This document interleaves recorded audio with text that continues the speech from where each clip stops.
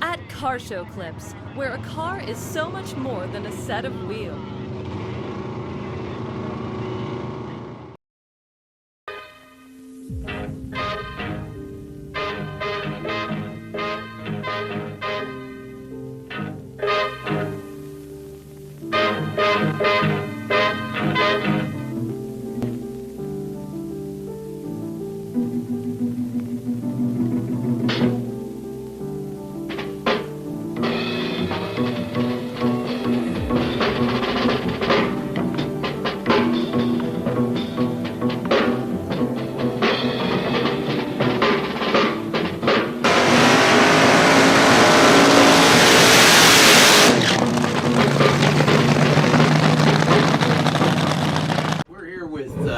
Goodman, famed race car driver and builder. And Dick, we're going to ask you a couple of questions. Maybe you could tell us a little bit about your background, how you got started, things like that, and the type of things you did. I know a lot of people know you. We've run into a lot of people around the country. I can't hide out around here. No. Yeah, that went by the boards a while ago. But, but no, how did you actually get started in fixing racing? Lawnmowers in my dad's garage, and then I took the motors off the lawnmowers, made go-karts, rode them around town. I rode around the neighborhood, drove the neighbors absolutely nuts. It's nuts. For years I run them go-karts all over the place. Then Peterson's opened up. I thought that was Christmas. Every time they opened the door, I was there. And me and Dick Forgas, we always had battles down there all the time. It's this stupid stuff. He'd get me for jacking weight in the car. One time I got him, he had a beautiful Nomad, and he raced that thing. I couldn't imagine he raced it. It was so nice. And he had flywheels, and he piled them on the seat, Chevy stick flywheels. There was about 5 or 6 of them. He pulled on the scales, and when the guy checked the car out, I opened the doors up and I started pulling these flywheels out. I said, "Hey, Dick, did you forget these?" He went nuts. I'll bet. Oh, my. That was a good place to race, though. Oh, yeah. Every time the place was open, we were there. Old man Peterson's the one that screwed that all up. Really? The old man did. His daughter and his wife and all them, they kept it going as long as they could keep it going. Yeah. He'd take all the money and come uptown, and then he'd forget to pay all them shows he'd pay come in there. Then they have to chase him around downtown and get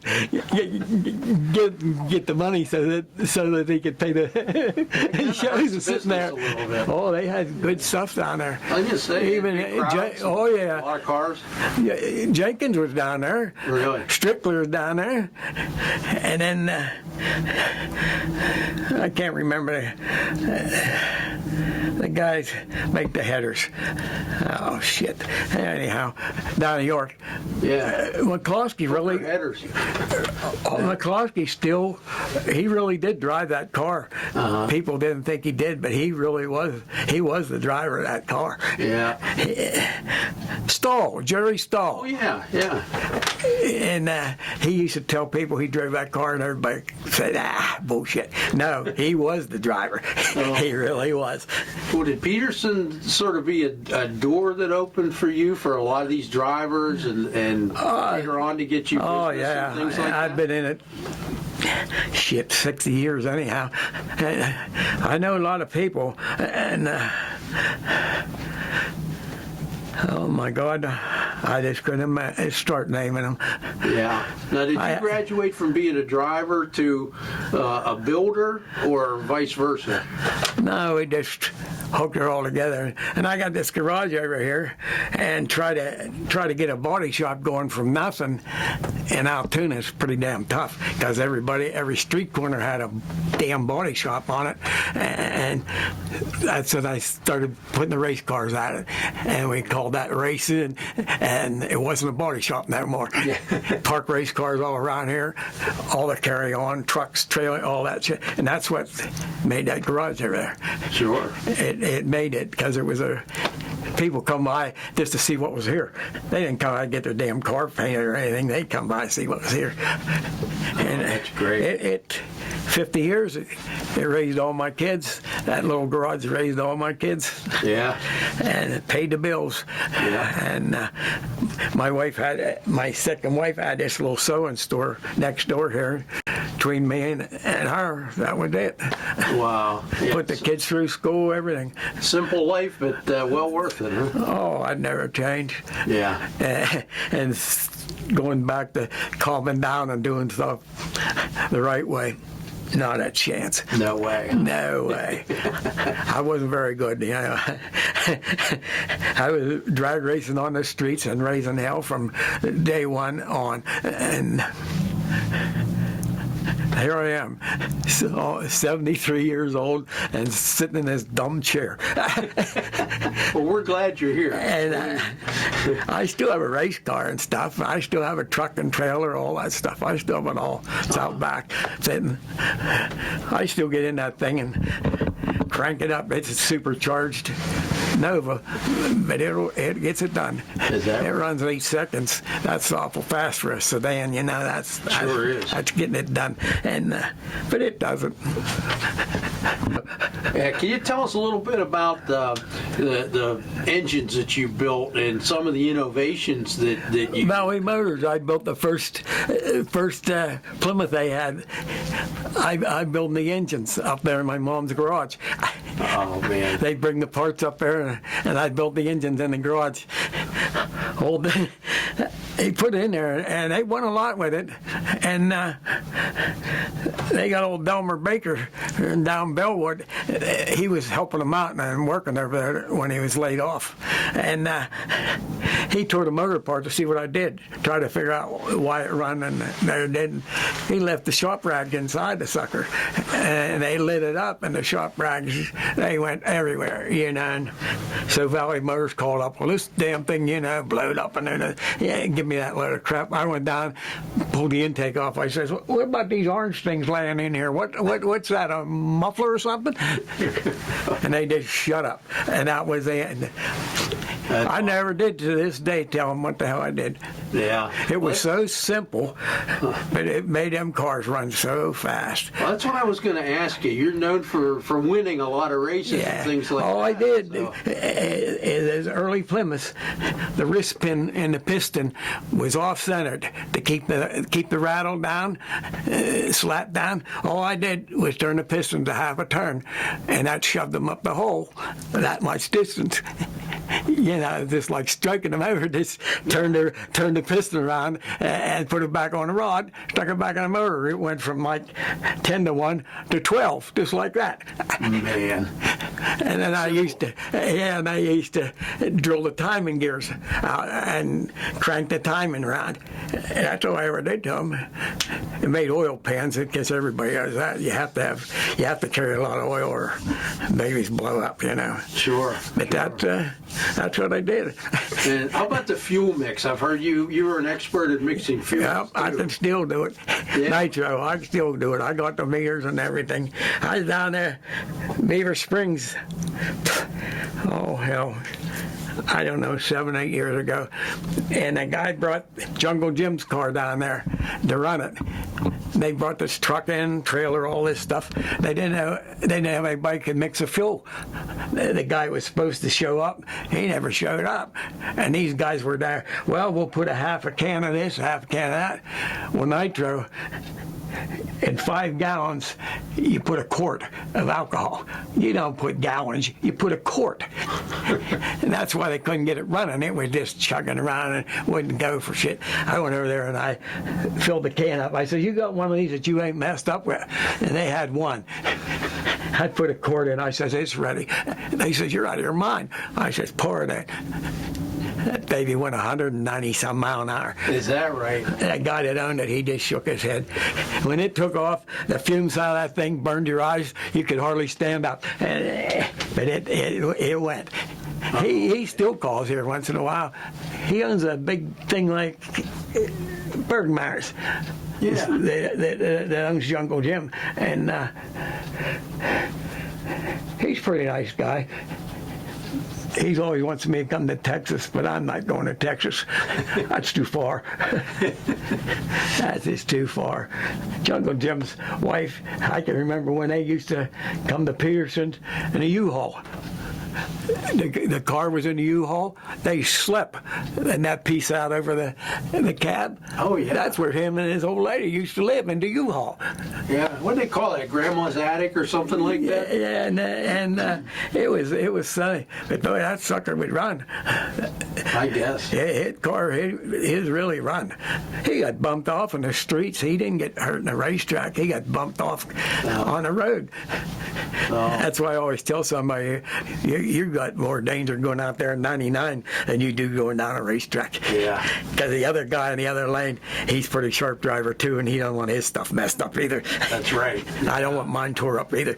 Oh, well, speaking of that, when you were driving, how fast were you able to go? I mean, do you have memories of 200, 250? 223. 223. Wow. 223. That's as fast as I ever been. I've never been that fast. That's pretty damn fast. Yeah. And, that's let's see. Pull out a start line, count to 3, and pull a parachute. You can't judge it anymore. But you count to 3, and that car's there. No reaction time. No, that car leaves. You count to 3. That bastard went the quarter of a mile. Is that right? Wow. Yeah, when they go that fast, it already went. That's incredible. If you wait any longer than 3, that thing's going in the bushes somewhere. You'd never get it stopped. Never. Oh, that's awesome. That's as fast as I ever been. They ask you about the different types of race cars. That you Funny cars, that you work dragsters. on. Yeah, you got the rail jobs and stuff, and then the late model we used to cars. test it out down here at 8th Avenue. A rail. We run down 8th Avenue, turn up Manny's, and bring it back up the alley. Neighbors never said nothing. They'd come out on the porch, laugh like hell, and say, whew. The cops say just drive down 17th Street like this, like they didn't even see nothing. Didn't see a thing. They didn't see nothing. Oh man, what fun that would be. The only trouble I ever had was a dumb pedal cop was up here in the parking lot teaching kids, inspecting their bikes and doing that dumb thing they do in the summertime. And we lit it out here in the alley, and I let it go, and it must have scared the hell out of him, because he come down the alley on his bike. He threw one of those fancy police bikes down on the goddamn ground, coming after me. And just as he came after around the car, here come the cruiser up the street. And the guy says, whoa, whoa, whoa. And he takes the damn parachute, loads it on the front of the cruiser. You don't want to get disturbed. I said, no, I don't. He told the guy, hey, you better leave while you're able. He said, what do you mean? You're in the wrong neighborhood to do this stuff. And that guy went, to this day, I don't even know his name. But he was a squirrel. Yeah. He thought he was going to set the world on fire, Oh, yeah. He set the world on fire. He got the hell out of here. That's the world. Yeah, that was the dumbest thing I ever seen.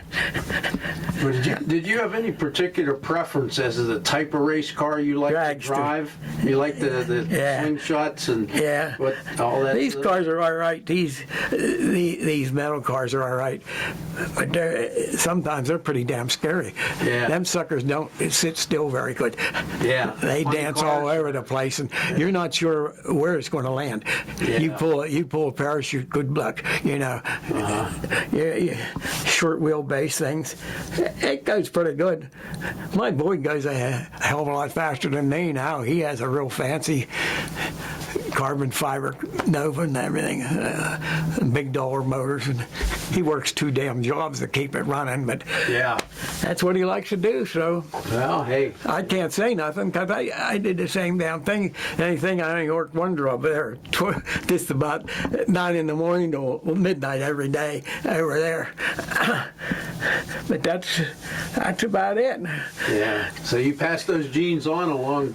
I don't know how that happened, but he has a boy, chubby, and that kid was smart. He was like a little kid, going to 5th, 6th grade.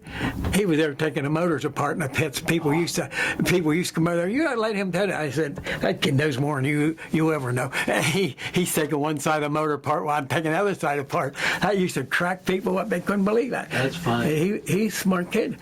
He's a welder down there where they have them tank trucks, cars. But boy, he was something.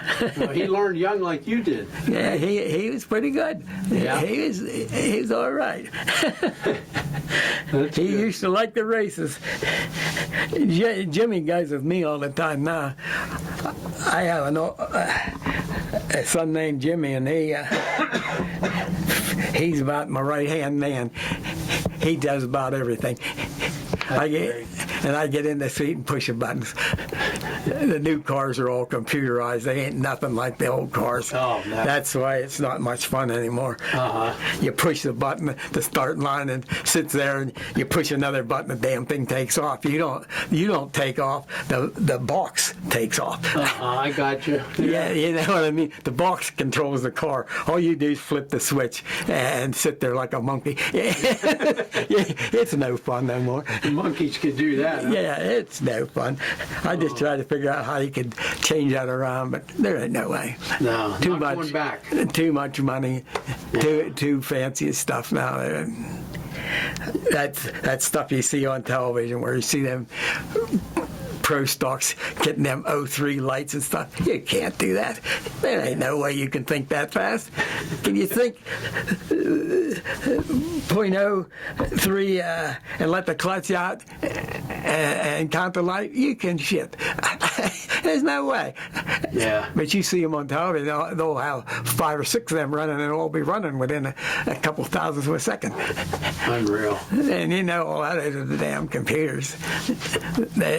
Them drivers, they might stand around patting each other on the back. They're flipping the button. They ain't doing nothing else. Not real drivers. No.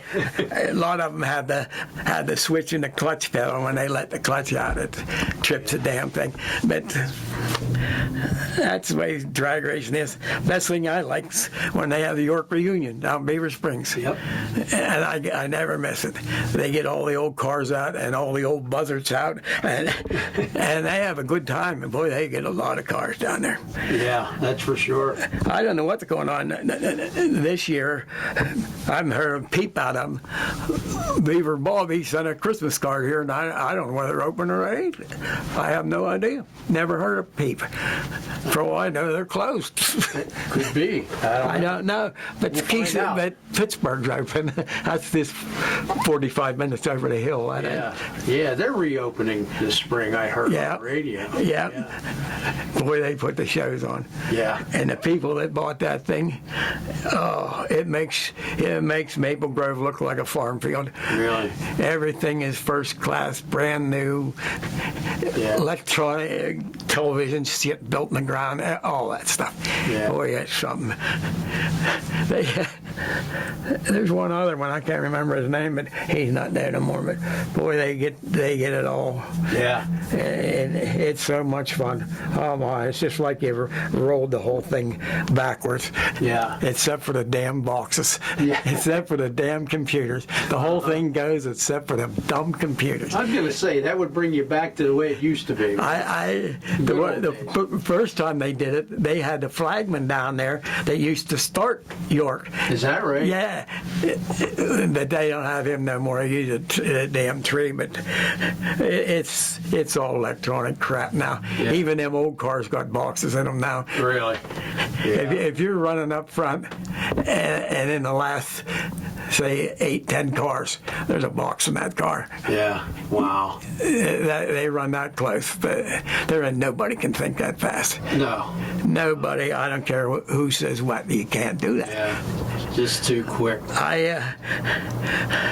Usually McCardle calls here or sends a package or something. Usually they have a banquet or something, and I go to their banquet. I've never seen that, but maybe I missed it. I was in Florida for a month. Maybe it went by and I was swimming in the sunshine, you know. There you go. In the snow, eating chicken or turkey dinner with him, or swimming every day. I'll take the swimming. Yeah, that's right. That's right. 80 degrees and swimming. Well, I know what I wanted to ask you also, because we've talked a little bit about some of the cars you've worked on, and so many people that you know in the racing industry, you know, all over the country and all that. And how about maybe you could tell us a little bit about some of the bigger names that you've worked on their cars or designed the engine or whatever? Oh, You know, like the best friend I had, old Jiggs, had Jiggs parts. Yeah. When I clear back in the Stone Age, when his dad was driving that thing, and he used to keep fuel for me and everything over there. We'd take me and Joey, we'd take a damn Vega. We had a Vega little panel truck, and we'd run that out to Jiggs's, and a 55-gallon drum just fits in the back of one of them little Vega panel trucks. Yeah. And we come roaring back that, and we go through that tunnel where it says don't bring any explosives and anything like that. We go roaring right through that thing. Say, whew, we made it this time. That's fun. And we drive enough nitro through that damn tunnel to take it baby right out. Yeah. Oh, man. And we had a lot of fun with that. Yeah, Kirk- I saw a few pictures of some of the cars that you had kept, and I wasn't sure about all of those guys you had worked on. I know these guys in here. I got my damn heart taken out, and these guys all suddenly get well cards are all over the walls in here. Oh, how neat! Yeah, old Bernstein's one of them, and shit, Is that Kenny Bernstein? yeah. Earnhardt's good egg. Yeah, I was going to ask you about that. Did you get into stock cars that much? No, I just like to go see them. Him and Richard Petty. Yeah. Them's two drivers. I don't like the stuff that goes on now. Nothing but car parts from the basement to the roof. Oh, wow. And cars and collectors.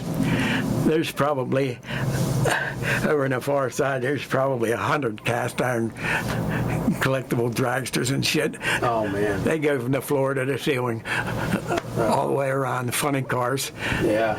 And Rick, he likes motorcycles. We have all that motorcycle stuff. He used to go around when he come from the Army. Them riders and shit, they used to sign all this crap for him. We have all that. Amazing. I have a stuff from Bunny. I have a lot of stuff up there. Hers. So you kept a lot of that stuff? Oh, it's here. Everything. It's here.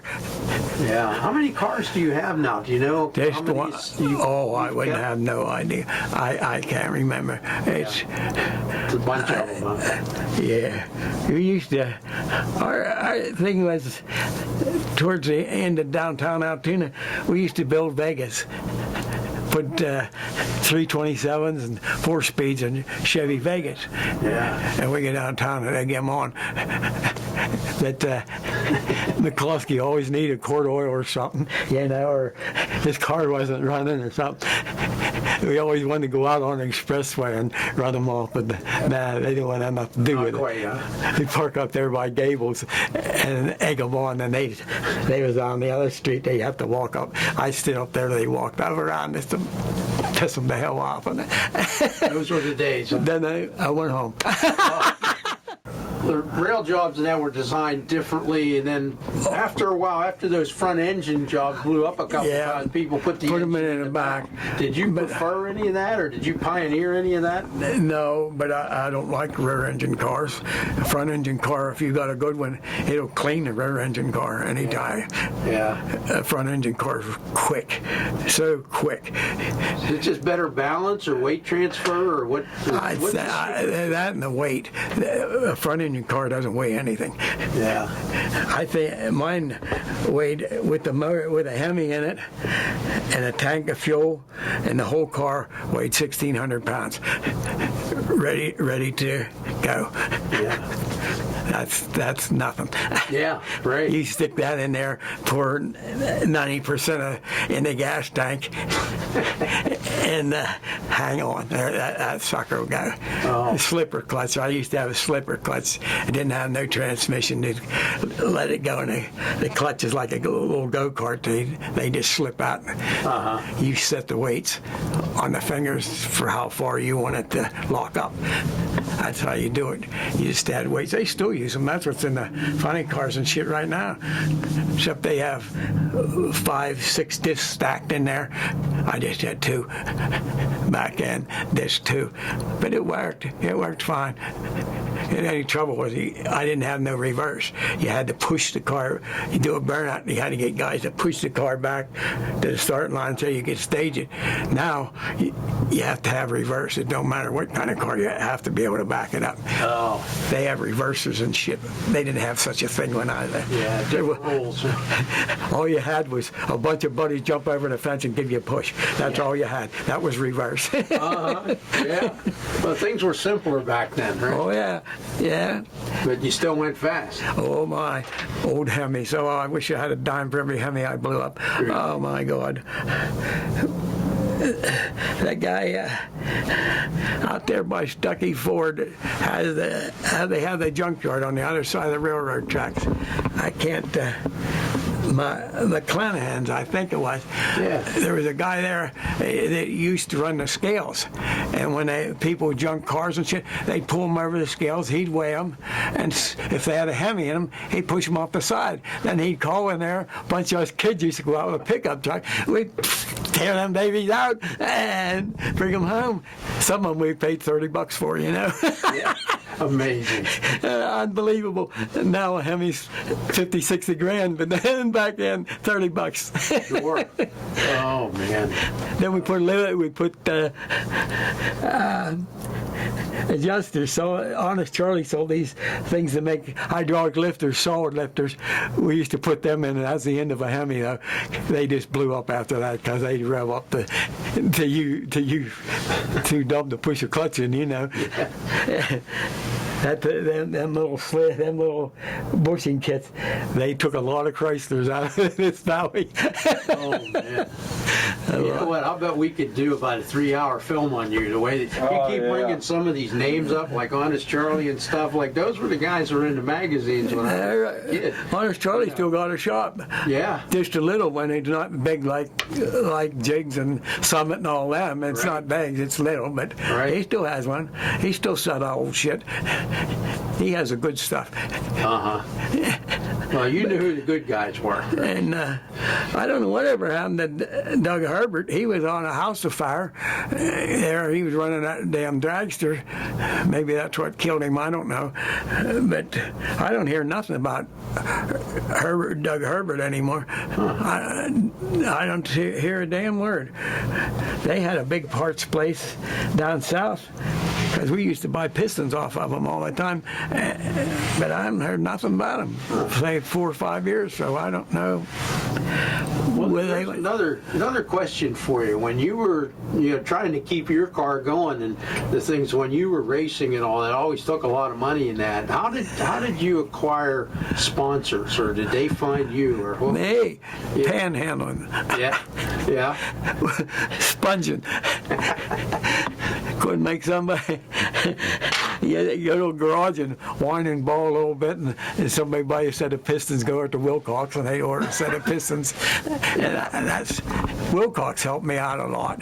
Oh my God, that was a big name. They used to bring Kendall oil here, a whole truck of it, and we put in that little building over. It'd fill that damn little building. Wow. The whole back of that little building was full, and spark plugs, Champion spark plugs. You don't hear none of names like that no more. No, at least there's Champion around, but you don't hear that much about it no more. Yeah.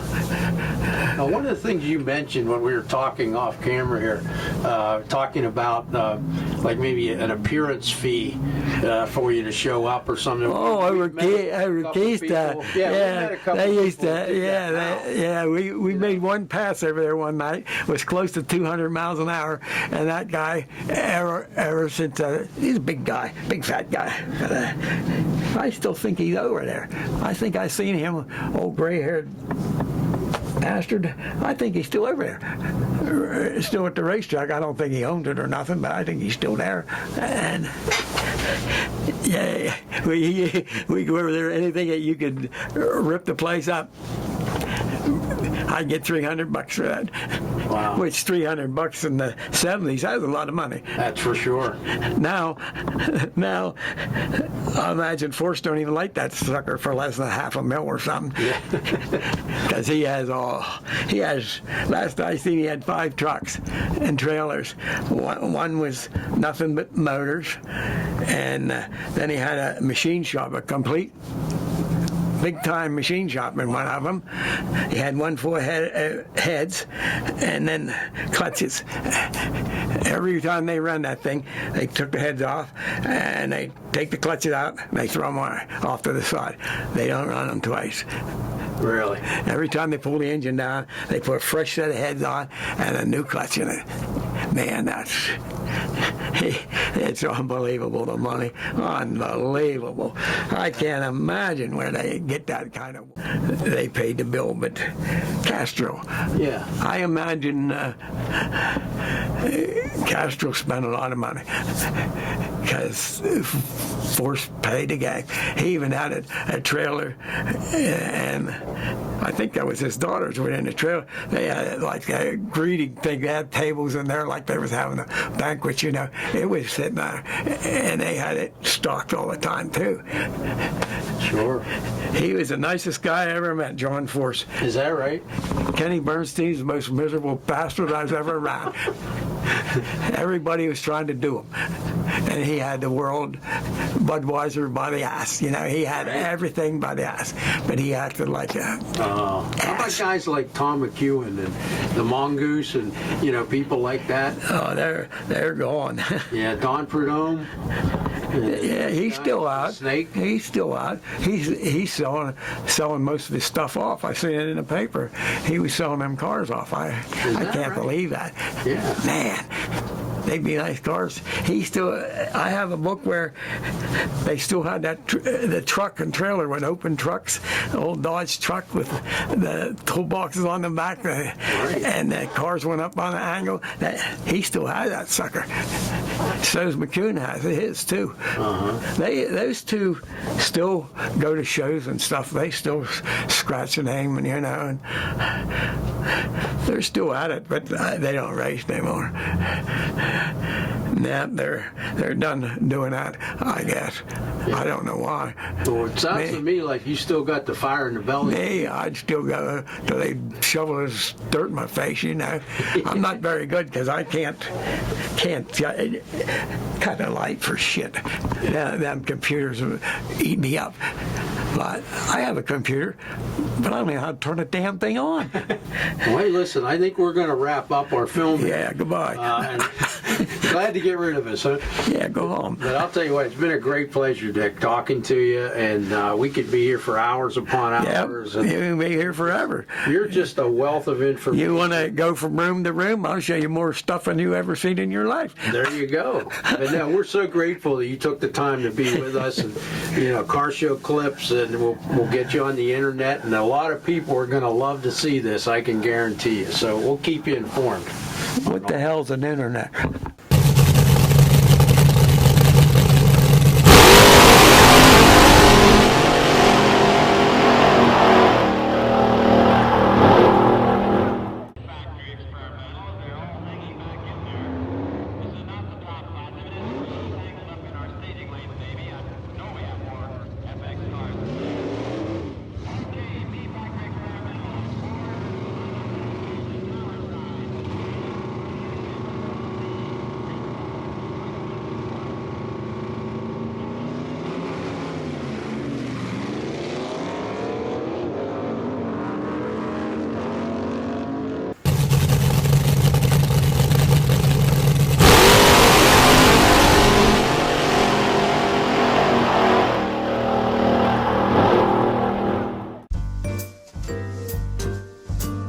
Visit our growing collection on Facebook at Car Show Clips and online at VintageCarStudios.com, where you can commission our unique artwork.